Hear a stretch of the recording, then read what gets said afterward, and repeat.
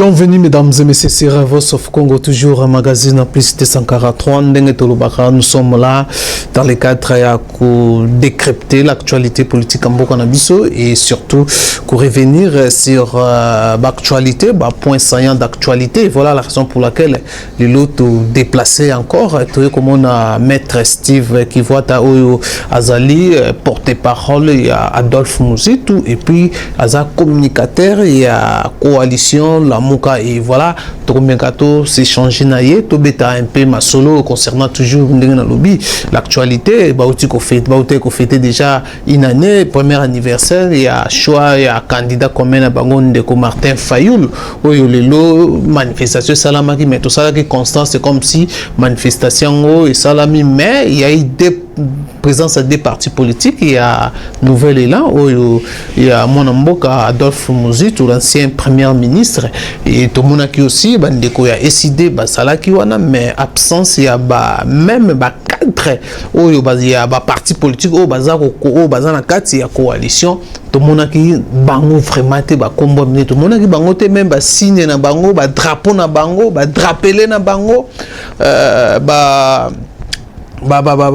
tout militant na bango bazala qui te absence moko qui remarqué, voilà la raison pour laquelle tokozonga tomeka to solo lango et tokobeta aussi ma solo etali ndenge aujourd'hui la proposition ya Martin Fayoul pona et yanga na deuxième plan il a sorti à crise parce que na mais a proposé un plan mususu a proposé deuxième plan oyo andimi que coalition FCC cash va diriger et yé akendena au conseil il pour na ba réforme ya ba institution pour tous les cas rapidement na ba élection dans 18 mois. Donc voilà ba proposition oyo lelo certaines familles politiques ba traiter Martin Fayoul de l'inconstance politique. Donc Martin Fayoul andemi fait ce que dit président de la République comme si balobi ndenge na utikoloba l'inconstance politique. Ngwanda oyo azalaki aller à Essida, il se retire par rapport à inconstance qui souffre de Martin Fayoul, ça la déclaration, bimi. Alors voilà ma question de communicateur soulayer, surtout tu as aussi ma solo Italie, comment endroit même Namibé qu'on a biso ezolo banini par rapport comment le président de la République peut procéder à dissoudre ben institution qu'on a biso boebi les climats qui règnent ces derniers temps entre FCC Cash, bien chef de l'État va passer couloir na chef de l'État à dissoudre ben institution soka koksi un mois tokomekato solo là avec maître Steve comme ça aussi juriste tokomekato solo na to bi que na droit il y a ba spécialité à ba branche pelé donc on a été sur senga question na ba constitutionnaliste ndem ba ko décortiquer ngo ba ko ça lecture ya malamu concernant question na to solo on a maître Steve qui voit en tout cas sans plus tarder moto mon mboka maître Steve qui voit mbote ndeko Ousmane. Voilà encore les lots yé ko mon osuna biro na yo et to singo d'abord merci de nous avoir encore accordé les lots to ya to solo la makambo etali politique yamboka na biso. Alors première question to ngato loba concernant toujours manifestation na bino premier anniversaire ya choix ya candidat Martin Fayoul au Salamaka le 11 novembre 2018 dans Genève pour célébrer yango tokokende mingi te pour discours déjà bandeko balanda ki ba discours ndenge bo sala ki ba message ya Adolphe Mouzitou ba message ya ndeko Martin Fayoul azaki candidat na bino. Alors le lobby Martin Fayoul pardon na zonga wana mais tout le monde na manifestation na des partis politiques tout le monde des drapeaux comme tes flotter Nouvel Élan SID na bandeko ya dynamique de l'opposition. Qu'est-ce qui ne va pas au sein il y a la Mouka plateforme na bino la Mouka kabwani le tout le monde a manqué no fusion vraiment salami la Mouka bo kabwani na bandeko mususu ndeko Ousmane la Mouka ekoki ko kabwana te ba leader ba katolo ba leader ba kabwani leader ba kabwani te omoni na kati ya la Mouka tozali la seule plateforme démocratique seule plateforme oyo bato basala ka débat bomoni pe bazana ba divergence mais suka bayokani tobete la kango tolo parce que ailleurs et ça le makate yo si yoka réunion à cash déjà yoka balo bandenge nini moto akomaka président à cash oyoka cellule politique na kati ya cash Aucun porte-parole ya cash. Te UDPS a ko s'imposer sur bandeko ya UNC na ba allié mosusu. OK, na FCC kuno bendeko Kabila. Soki alobi bango ba obi kaka iyo. Ezali kaka na lamuka oyo kuti ba leader ya minene mais ba discutaka. Oyo a coordonné apesi moninga mosusu kuna pe ba membre cellule politique bazali esiko nga nazali. Oza ko pipe ko ka secrétariat technique, oza ko ka pe coordonnateur a désigné porte-parole. Donc tozali na lolendo wana koloba ete au moins biso tozali lisanga démocratique. Atako ba divergence ko ikozala mesuka zuka toyo kanaka. Côté mosusu ezali. Mais ça commence à ya ko mais les autres soit moni makambo situation tozali nango ezali ali sekite. Tango président légitimement c'est l'équipe trop ça fait en fait divergence ezali sur ba stratégie ba moyen auto ko mettre en œuvre pour nato atteindre ba objectif na biso mais ba objectif na biso comment ezali consigné na convention il y a 27 avril 2019 au ekomisaki la muka plateforme politique mais sikoyo moi bokeseni ko ikozala te baninga ngana moni ete photo kendenzela boye te ngana moni photo kendenzela boye wana ezali démocratie. Mais au moins, au fur et à mesure... Démocratie, on comment pas besoin de discuter on a terrain, mais on a côté tout l'arrivée à Yandeko Francis Kalombo, Maramba Lobby. À Zagomoni, ça que non, besoin sur le débat, je suis moroté. Pas lobby véritable, bino boloba qui bolobi bossa la opposition républicaine, mais bino bolobi bossa la résistance. Aussi longtemps après, par exemple, il y a président Nabino Azalaki candidat Nabino, il y a opposition, Atika suppliant Tinayekuna, même Moïse Katumba lobaka on peut na ba safari na zoko sala. Atika suppliant Tinayekuna, Azape na candidat na ya dynamique de l'opposition Zakuna. Donc bazomo na monter cette contraste on est à ça tantôt besoin ça la résistance tantôt boy opposition républicaine mais besoin na député na kati ya l'Assemblée nationale moni bato mosusu on dirait ba comprendre ka combat malamu mingi te nulle part biso to rejeta ba résultat ba législative nyonso bato batanga communiqué final il y a réunion à présidium na Lubumbashi bayoka bien Toloba que majorité parlementaire de AFCC Zala qui fabriquait. Voilà. Même coordonnateur sortant, il y a la Moukandeko Jean-Pierre Bemba Lobaka avant l'élection. Que Ndeko Kabila na batone balingi bazwa 350 députés. Pour na ba vandi sa majorité wana ba fabriquer yango. Petoloba que Motalonga qui m'a ponami na présidentielle les alines de Martin Fayulu. Au moni ba flatteur bazanga kate, au moni ba opportuniste bazanga kate. Biso to yebi de Moïse Katumbi tant kwaza koloba opposition républicaine, aza peut-être koloba de bonne foi. Mais biso toza kolakisa été démarche wana ngote. Démarche wana et ko faire atteindre biso ba objectif te biso na objectif na biso tozo alternance démocratique o evandi na bosolo na maponami. Soki bolobi bozali opposition républicaine et que makambonio so ça ma ba institution. Ba institution ngwana obino moko bolobi que ezali contrôlé majoritairement par Ndeko Kabila, surtout na parlement. Ndenge nini boko sa ba réforme o ça la alternance ya solo ya. Parce que ceux qui bolobi bozo opposition républicaine et qui koloba que bozali minorité. D'autant que Ndeko Kabila ko bimisa ba mibeko na ye o ezali ko renforcer hold-up électoral et vali ko vandi sa régime na ye boko za na elo ko le baté akoba boloba ki bozo opposition républicaine. Donc beaucoup besoin qu'on accompagner majorité azali wana donc bongi ko loba ete que majorité wana baza ko mériter ko zala wana pe moto wana za président proclamé azali ko mériter. Donc beaucoup ki sou ko contester te mobeko ata ko za mabe. Omoni piège ba ko linga ko mema bato. Njokande na Lubumbashi déjà tolobaki que majorité fabriquée président oya bachaki wana za non élu yango biso tolobaki plan de sortie de crise. Oui na etandoki na otiko la que Ndeko Félix Tshisekedi peut-être na coupé ça bilili wana yemoko avant ba élection lobaki que Ndeko Kabila zaki na troisième scénario na plan na ezalaki que a maîtriser processus électoral donc c'est ni la cour constitutionnelle pona tia moto moko na présidence o akoza la pantin on e bima pa na moto liboso ah oui mosala moto wana ekozala ko chauffer siège le temps que yé azonga na présidence yé moko motabimisa maïwana. Donc elingi koloba ke yé moko ayebi que seni na cour constitutionnelle atako biso to komona ngo ba institution boyeme moto moko akoki ko dicter ngo loi na yango.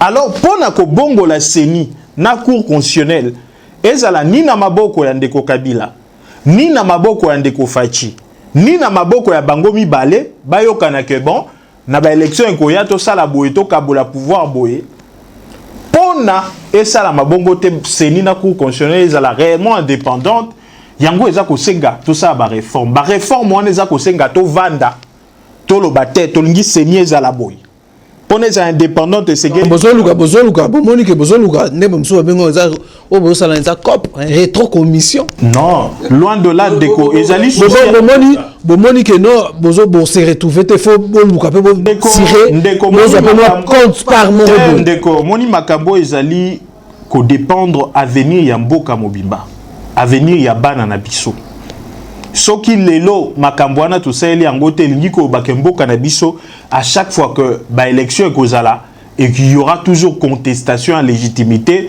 pembo kanabiso le quoi au lieu to que na développement to koza toujours na débat éternel moko il y a illégitimité à ba institution njoka nde pona mboke se développer pona ba investisseur baya pona komatsankita ekolo isengeli ete mboka soki boleki na ba élection ba institution on ezala respecter. Est-ce qu'on peut te rendre compte kendeko kabunda oyazali mokonzi atako soki président soki coordonnateur à cash soki pe s'auto-proclamer soki pe ba pona ye to ebité mais ye moto to mona kana mikanda nde engagé ka cash okoki ko se rendre compte que ndeko kabunda ayebisi bandeko Kabila obi boko katisa mai china rambo ayebisi okokatisa mai na nage pendenge eza wana keba to kufouiner dans le passé soki osai sous ba bêtise obi bêtise bango kuna bazongiseli bango yo soki okei ko fouiner dans le passé biso to kokende ko fouiner na seni na cour constitutionnelle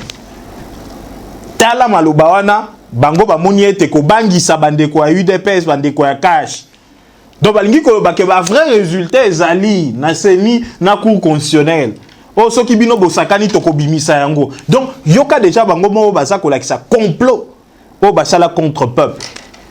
Oui, que bandeko ya UDPS pe ba uti kozongisa ligue de jeunes na bango. Ba obi bo moni soki toke na seni na cour constitutionnelle. Toko bimisa ete bino PFCC bozali na droit koza na majorité parlementaire te. Voilà bato ba ko kamba mboka bango moko ba ko lakisa ete bazali ba illégitime. Preuve nini boza ko luka isu topé sabino bat peuple congolais. Voilà, alors on a assez concerne l'opposition républicaine. Quand est-ce que l'opposition, quand est-ce que une plateforme politique a commencé la opposition républicaine pour obi na circonstance tout ça nango bogondi ma opposition républicaine te même boza en cas de institution place on est à moi conteste c'est ko salama ya ngozo mona que ba position même Martin pardon ya ba ndeko Francis Kalumba ute koloba wana meeting ne era ina Kinshasa wa hami place on est à flou bondi ma ke bino nyonso evo député na bino so baza na kati ya Assemblée nationale bazaki nommé. Non. Le quoi boboy ko sala opposition républicaine. Ba bina bango nyonso. Député na biso bazali ba résistant. Et sengeli ete bazala wana pona ba pesa biso information ya ba complot ezali ko sala ma contre peuple. Bazala qui réellement bakena opposition républicaine. Toyokana. Te. Faut que député azali d'abord représentant un peuple. Avant qu'on classe na majorité to na opposition. Ma député na biso bazala qui réellement élu. Au moins ndenge bandeko ya UDPS balobi. Soki tokei na seni na cour constitutionnelle okomona que peut-être la muka mutozala qui na majorité. Mais ba botoli biso ba siège mosusu batikeli biso moke. Pona ba vimbisa côté FCC. Yo lingi to tikela bango nyonso. Te bato mosusu ba ko comprendre même ndeko ko tanga kombo wana. On dira ko comprendre tatamboli pe mo mingi na ba parti politique. Azala qui constanté yango ko yeba ba valeur oyo républicaine biso toza ko bundela te. Même statut opposition lobby que pour naboza à l'opposition républicaine et sengeli ete ba élection à la démocratique. Yé leader na ende ko Moïse Katumbi. Asiniaki communiqué final, il y a la Mouka, il y a Lubumbashi d'ailleurs, il y a Motoza qui coordonnateur. alobi était majorité parlementaire à FCC zali fabriquée. Une majorité fabriquée, binobosa est l'ango opposition républicaine. La raison pour laquelle la mouka discours il est belé donc voilà position que divergence et cause côté makas. Kombo na yaza leader ten de Kokatu. Mais de Kokatu nous peine safari na yeba place à Keba Goma bani. Azo tenir les mêmes discours français que l'on va tenir. Gens ceux qui va expliquer à comprenaka. Au moni lelo ezana ndeko mususu o yazayi député. Il n'y a pas de bongo da projet de loi, mon côté, proposition de loi n'a été, et singeli était tout ça, ba réforme na kata ba institution, a même mo beko pona ko bongo la CENI tout ça. Biso to ebisie mais yoko kende na mo beko wana Delice Sanga. Ezali ba mi balende ko lutundu na Delice Sanga pona ko tanga kombo na bango. Bon bien que majorité za FCC. Bino bozoya na ba proposition à réforme. Donc, dans ma boko à FCC, il y a bongo la CENI pour que lobby majorité na bango izalate. On dirait que on a pas ça la comédie. Ce qui veut dire que vos oppositions républicaines vont comprendre que tant qu'on commémore mobeko wana bango bato il y a FCC bako bongo la on a ndenge la bango et ça sera du droit parce que il a droit en tant que majorité. Parmi bango mon qu'on a bango azaki candidat vice-président à la commission PAJ. Natanga komo na ende ko lutundula ba beti e pat batende ko mere okunji na moni na tando ikia ko lela te eza FCC moto balinga kitena zala wana opposition républicaine boponaki yango wana te o FCC akobeta kabino ba pat ale bolingi peuple mobimba balanda bino na nzela ya libungi nzela oyo boza ko fonctionner na ba institution ezali contrôlée par FCC ou azali ko mériter te. Il y a un président légitimement élu. Oui, mais quand on a qui n'a droit, il y a quoi engager bras de fer, il y a quoi tchaba épreuve de force. Bon, on a tout récupéré pouvoir na biso parce que malheureusement on a aussi koloba ezangaïté. Oh baninga mosu ba bito fouiné dans ce qui bon meki, ko fouiné dans les passés biso fouiné na CENI na cour constitutionnelle. Donc ba yebi que moto azali na présidence azali qui est lutté. Pe bango moko bato IDPS ba bino pe. Sorry to fouiner majorité parlementaire wana beaucoup jouer en côté. Donc bah yebi pe que FCC ça ko mérité te. La situation yo piso bato à la muka to koka ki ko tia makele le ko tia trouble. Bon to récupérer beaucoup dit mais président légitimement élu a na souci à mboka. Ana posate mboka Congo nation et kabwana. Ba tribu mata. Mboka na biso za la balkaniser. Yangwana président légitimement élu ce côté il a plan de sortie de crise. Alors tu revenir nango. Tu revenir tout ça toujours assez concerne les manifestations de les cas qui absence ya ba leader wana siko alors. Non, on moni mokolana boule. Ba cadre. Te mokolana boule. Boule selek nango pas fort. Te boule beta qui ezala qui jour ouvrable mokola mosala. Au moni batonio so bazaka na même engagement politique te. Mais biso l'essentiel ezali que le 11 novembre ezali mokolo yo candidat comment à Ponama. Ba leader na biso yo depuis 2006, 2011 batikala koyo kanate. Pona ba bimisa candidat moko mais mokolo ana le 7 leader ya liboso avant que mi balé ba yibama. Ba wanga da signature na bango. Ba trahir peuple congolais. Mais liboso ba kité. To pona moko na biso to kende na vote pe ba poninde ko Martin Fayulu après wana ba signer beaucoup. Mabi candidat na biso yewana. C'est historique. Et là que ça m'a par après ça qui trahison. Trahison est-il et l'autre ça qu'on constate on passe que tout ça une année après. Trahison aussi à la Mouka. Trahison aussi à la Mouka mais trahison envers le peuple le 12 novembre aux appels concernent aussi les 4 leaders botikal il y a trahison c'est continuer. Toyo kanamalamu. Na lobby trahison et les kamaki au sein à la Mouka. Le 12 novembre, yango lelo batoana moko likambo balobaka ono te toyoka kande base na biso lelo le 12 novembre toza na contexte yo base aza ko yebisa bango bolongwa na alliance wana na FCC eza alliance mabe base a lobby mais komi parmi base ba komi kozwa bato bako betaka base na bango. Tango mosusu te boza infiltré par la Mouka, eza bato à la Mouka. Bakomi ko anga na base. Une année après, Une année après, baza kosenga bango balongwa na accord à Kingakati te. Comme yote, omoni quand même kuna, tozu ba poste ministériel, eza biso nde toko kamba. Boko kamba na ba ordonnance au ministre à portefeuille ko bloqué. Voilà comédie nini oyo ba to ba memeli biso trahison à peuple. Et le kwa moyibi profita kate. Lelo Alliance FCC cash ba kokendaka de crise en crise.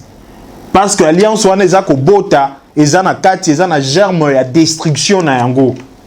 Moyen ba longola wana tendeki ba les verrer dans le fruit. Ba ko bongola yango te. Risque eza plutôt ba bomamboka ba panzamboka. Parce que Alliance FCCK Chokomona ministre il y a décentralisation, il y a intérieur. Donc moto ya cash alobi likamboboy ministre il y a décentralisation FCC a bloqué. Ministre affaires foncières moto ya cash a saliboy ministre à justice moto FCC a bloqué. Ce qui peut permettre au chef de l'État de dissoudre l'institution alors si c'est comme ça. Non, mais dissolution, oui, est possible, hein, parce que sur le plan de droit, il y a la question qui crise persistante, et entre gouvernement et Assemblée nationale. Mais d'ailleurs pire, il y a crise au sein du gouvernement, et il y a l'implication effectivement na niveau de l'Assemblée nationale. Avec ça, bakoki ko dissoudre Parlement, mais biso n'a profité de la question par rapport à l'idée.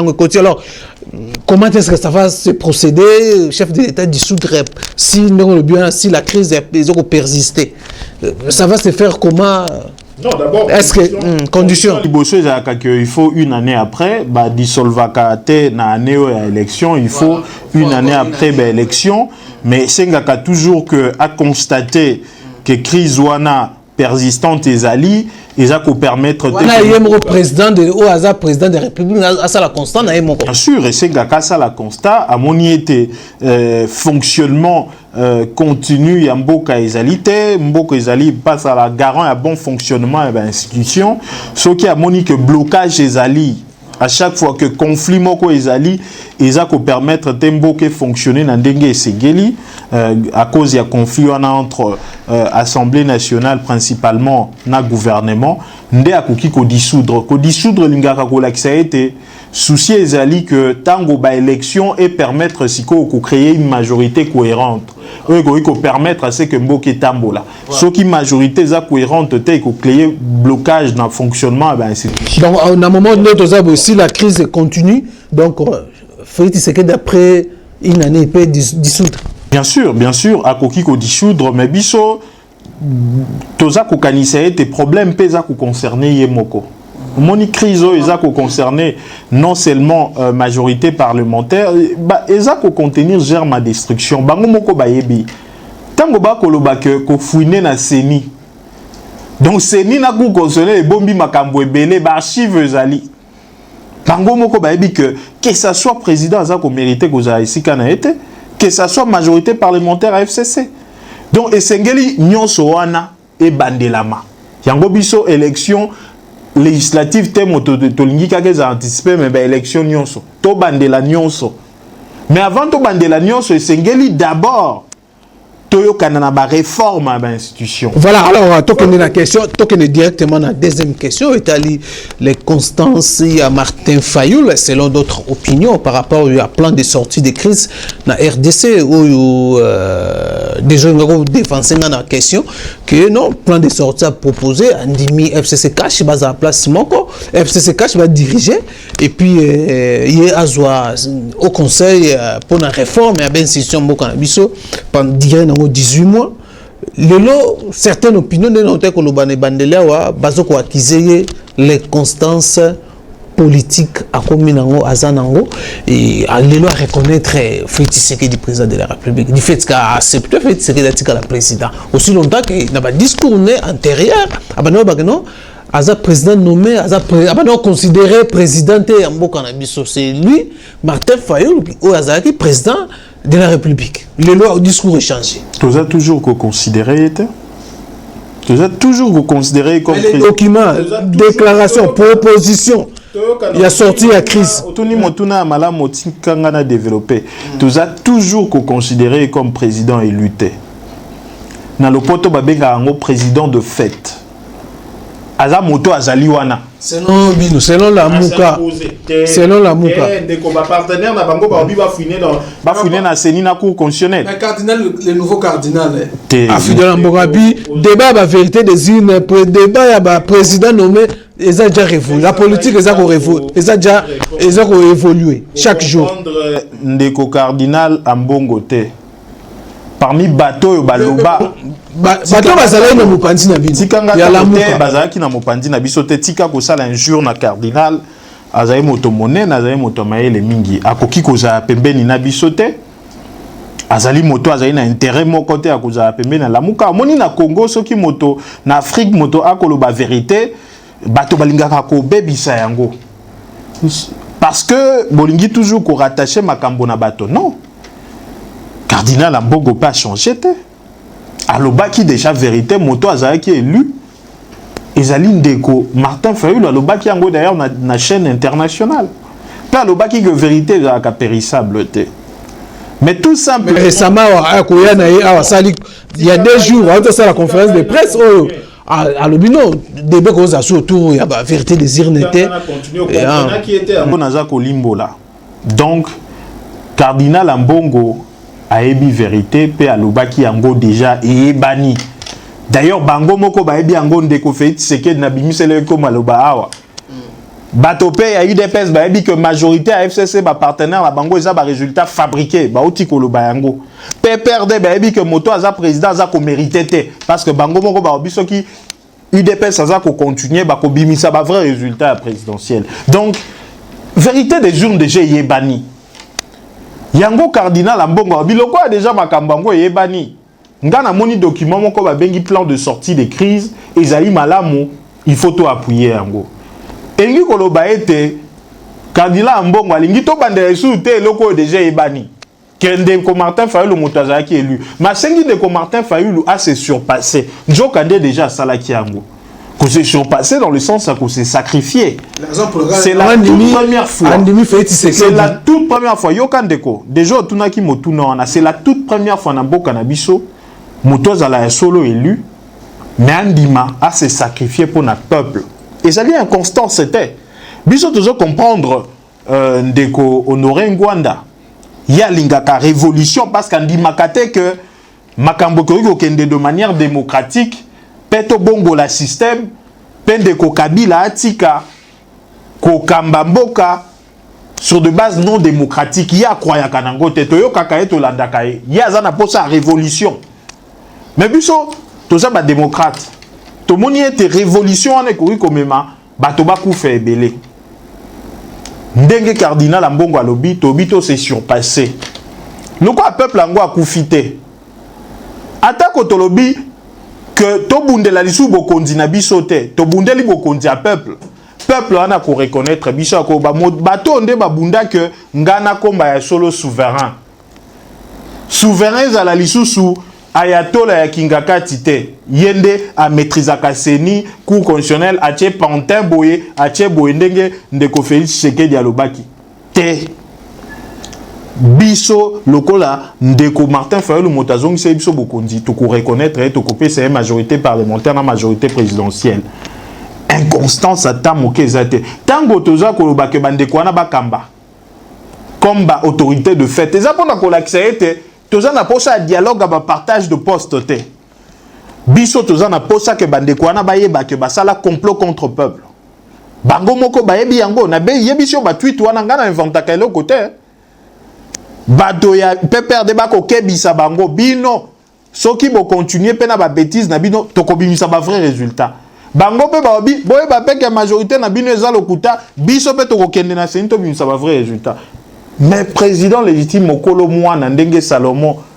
alakisaka mokolo mwana obi te bino nyonso boko mérité te boko njona peuple apesa ngai olie ke bo mboka boya na kotika bino bokamba ngai mosala na ngai ezali obe réforme ba institution pour que peuple azwa ngwende na ye tango kozwa ngwende na ye akopesa ngo na moto a mérité ngai na croyaka ndenge na yebi peuple ndenge se comportaka peuple mokolo akozala ya solo souverain moto a kobima président ye wana peuple a copé sa majorité parlementaire et que ça ke bokambiambo ke koza malamu confier koza la tête parce que vision et koza la moto azali ko incarner en gros ezali moto au peuple appelé ça qui majorité présidentielle PAE copé ses majorité parlementaire o eza ko ça les mots eza comédie ezali schéma ezali qui téléguidé processus électoral tino lelo ezali maîtrisé par bateau yangwana biso de lingite que ndeko fachi akota pe na complot wana lobby comme que yena ndeko Kabila va maîtriser processus électoral il faut la maîtriser par le peuple ou à couper ça na bokonzi na bateau à lingi. Voilà, alors constance politique Martin Fayoul. Azali l'homme le plus constant. Azali l'homme le plus loyal. Il fallait que un discours discours na ezaka kamoko même o ezalaka na mars ezalaki kaka bongo. Est-ce qu'il faut changer bato wana toza ko conseiller bango comme autorité de fait to lingite to banda ko senga ke to kota na gouvernement bato ba kanisa ke toza na posa ba poste tango to bi batika ba kamba to lingite to ka bwana bango bilan to lingite toza na kati ya gouvernement na to partager na bango bilan na bango a médiocrité wana o baza ko wele la paternité à gratuité kuna bana ba ko tanga malamu te ba enseignant ba ko futa mate ba grève kotoyo bango bako ele la thèse ine de ko Kabila père ya gratuité oh thèse ine de ko Félix et l'on ko simba te bilo be ko ele la ba titre et bongo bato ya bongo biso to kambana bango te biso to lobi musa na biso ko za la ko réformer ba institution pour que peuple zonga na ngwende na et peuple ja souverain alors ba solo majorité on a ko mona na parlement eza bato na ngai président azali moto nga na pona ezala te bato baboyelaka ye mboka soki ekomi bongo komona bainvestisseur bakoya sans que président ça ba voyage ebele kilikili donc déjà contre ma voyage azosala mais azobimisa pays na ezali contre te mais ezali kolia mosolo ya l'état ezali kolia mosolo ya l'état eloko ekomema to komona te mboka yango wana tokoyoka tokokende na déficit budgétaire plus ou moins 300 millions de dollars. Et dans l'autre-temps, dollars n'a bicho à moi. Mais voyage n'a atteint pas même 50 millions de dollars. Pas comédie, toko fouiller ba chiffre bien. Moto a kokena ba délégation ba plus de 100 personnes. Tous à la sérieux. Mboke koki kotambola boite. Yango na biso toko senga na bango avant que peuple a téléma pe sa coup fatal. Batika ba comédie na bango bakotika la koyoka na te baza ko porter alliance ta bango eza ko porter germe la destruction na yango ezali loko ba benga ka marché de dupes ezaka ka entre FCC na cash te même na kati ya cash ndeko Kamera ko bonga makoza la candidat président en 2023. Voilà, selon les raccords alors. Ah, selon les raccords. On a table, va discuter. C'est là encore, il fallait zapper premier ministre. Atika vous zapper premier ministre. Ndeko. Yango komona que na accord wana basal na cash basal la kata structure moko commune ezalité basanda ka réunion te le côté. C'est un marché de dupes. Kamera na Félix baza ko luka komi dribbler. Koto pe Félix na ndeko Kabila baza ko luka komi dribbler. Mboke kotambola bongo te. Vous avez une république, il faut respecter ma principe. Yango wana biso toza kolobana président légitimement élu. Tout surpasser makamboana parce que celui président légitimement élu a bandaki kolobato pelisa moto pour tous au continent biso. Mais awa to linga toko ta guerre civile.